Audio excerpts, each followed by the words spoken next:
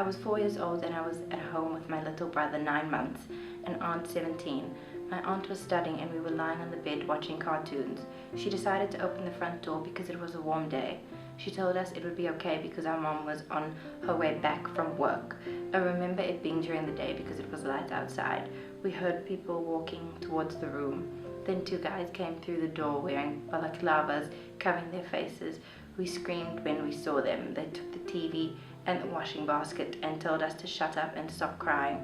At this point I was crouching on the floor. Then they took a gun out and pointed it to my aunt's head. As I looked up in shock, they pointed it to me and fired. They shot me on the left side of my head. I was still awake, but I felt dizzy.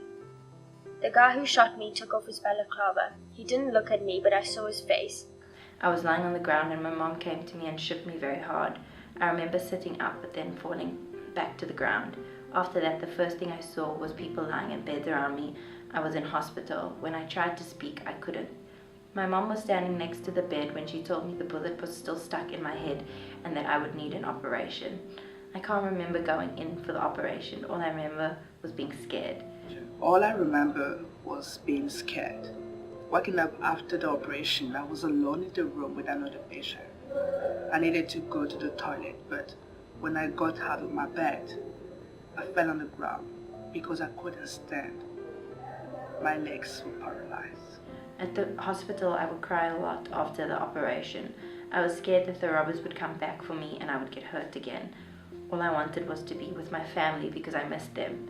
I don't remember much about being in hospital other than the fear and my mother always being by my side. She would tell me that I was going to be okay. I was only able to communicate with her with a heavy slur, and I would ask if the robbers were in jail. She would say no, the police did not find them. I never went back to the flat because my parents had moved to my father's village in Solo to live with relatives. I was happy because I had lots of cousins there, even though I couldn't talk or play with them properly. My mom would help me to walk. She would place her arm under my shoulders, help me to stand and hold me up while she showed me how to work. She would say, "Hamba Kenji, go this way." My right foot always felt heavy and it was difficult to lift, but my mother always motivated me so I wouldn't push myself. The right side of Mihle's body had been semi-paralyzed due to the brain injury. She says that with this realization, she began feeling bad about herself. I was feeling angry and sad about my situation. To help myself, I joined a community theatre group and would take part in plays. Acting made me feel better. The anger grew when at the beginning of high school, Mihle moved to stay in a hostel near to the flat where she was shot. The move made me more aware of the anger I was carrying. I no longer feared them, but often wished for revenge. When I was 17, I met a guy who stayed close to the hostel, and we became close friends. We were talking one day, and I told him my story. While I was talking about it, I began to get angry and told him that I wanted revenge. I wanted them to feel what I had felt when I was younger. I explained to him in detail what the face full of scars looked like. A week later, he came to me and told me that he thought he knew who had shot me. Okay. He saw a guy with all the scars I described. And when asking people about him, they said he was ruthless and notorious for shooting a child a long time ago. I agreed to go to the house so that I could see if it was him. My friend had a gun to protect us, so I thought I would be safe. We waited for a while on the street until he came home. Looking at him, all my memories of being shot came rushing to my mind. I was scared and had tears running down my cheeks. He saw me, did not recognize me, and asked me who I was. I didn't respond. I just shot. He threw himself on the floor and cried.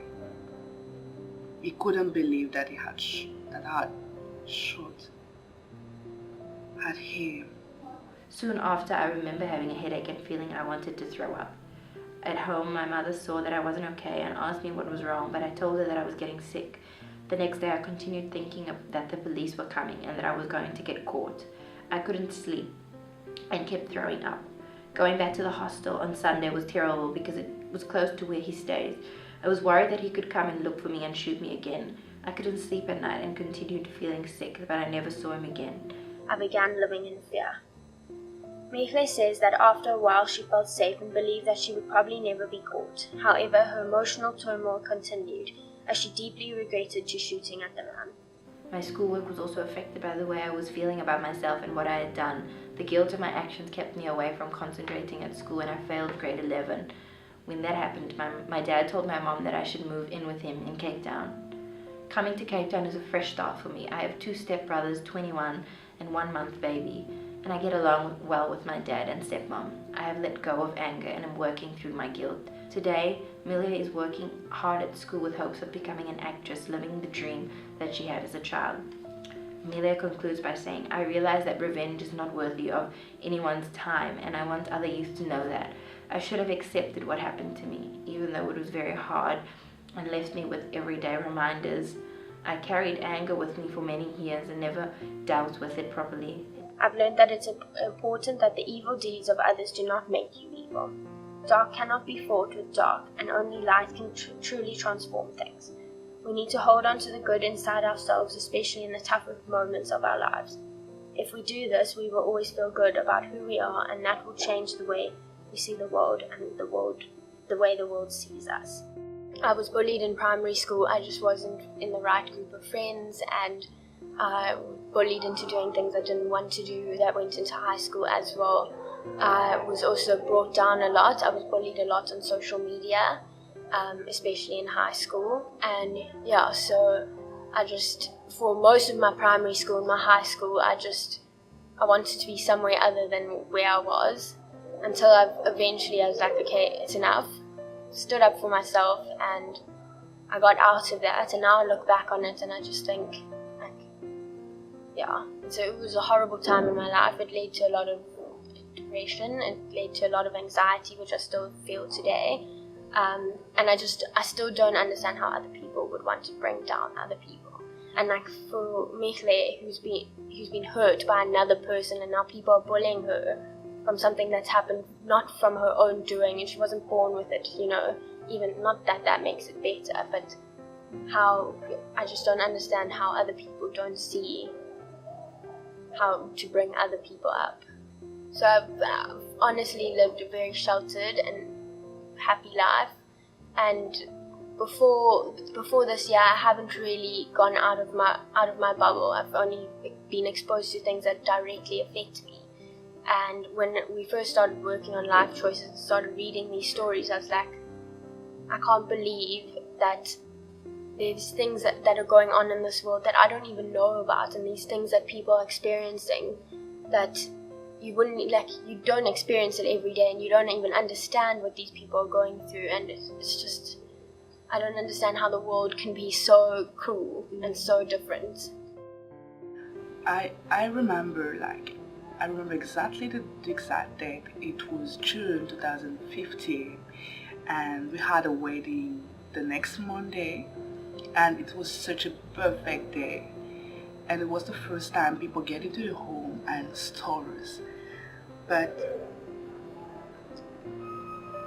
we sit there with the family so many times and try to describe kind of things we do one day if somebody get into the place and try to rob us or something like that. But it was late night and we were all sleeping, and they get into the place and we're all sleeping near our parents' room, because during vacation this is where we sleep. We don't sleep in our bed. And they took everything like they could take. Was not heavy, like my TV and a cell phone also, like a different room, and the Wi-Fi, I remember. And one of them came into my parents' room, and we were just sleeping, all be just like in front of the room. And I just remember just hearing this song. They just opened the door, they broke the door, my parent, and it was so noisy. I was like, whoa, what are they doing here? And all my brothers, because we're 7, like I'm from a big family, and they all woke up, and the little one started being like, whoa, crying. And I was like, but what are you doing? And I heard my father and my mother saying in the room, like, just shut up and don't talk and don't make any noise. It makes me feel that I can never feel secure. Like, just a feeling that I had. And it's a feeling that follow me here in Cape Town when I leave my family and my parents and everything. And it's a quite hard, difficult feeling to deal with, feeling that you're not secure anywhere you are and you have to double check and keep checking on yourself every single time.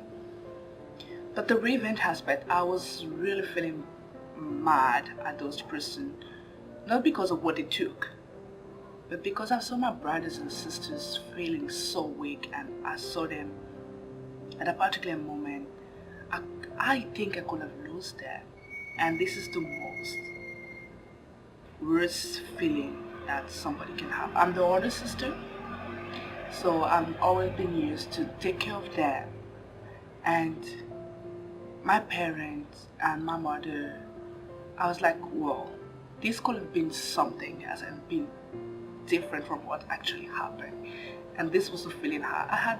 I think material things you can just send them back, but the life of somebody, or also experience you go through, is not the kind of things I wanted my brothers, my siblings especially, to experience. Because the last one is actually 10 years old. This means she was 7 years old at this time. So I learned some things that you have to talk about things. You have to talk. My personality make me not talk about things when I suffer, when I'm insecure and everything. But I had to talk because people can see, if a friend come and just touch me, I'm like just reacting, and at the moment I had to explain them, okay, this is what happened and that's what I'm like that now, and now to just give it up on this.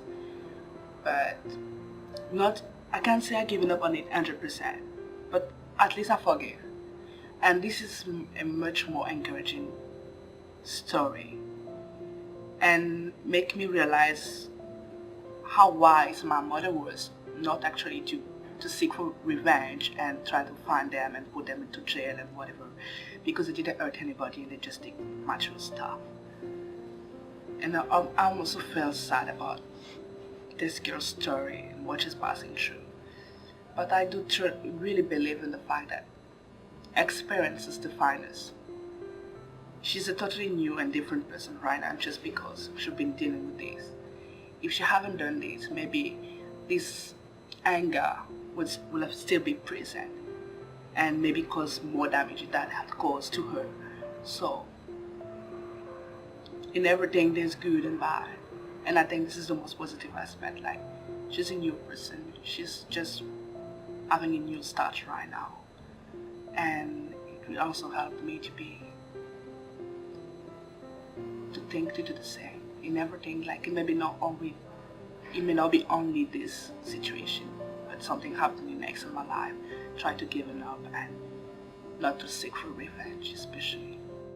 I really enjoy the line, the dark cannot be fought with dark and only light can truly transform things, is I feel like so many times we get angry by things and we want to like take out justice, and we don't actually realize that if we do things ourselves and get justice, how that will affect us in our everyday life and stuff like that.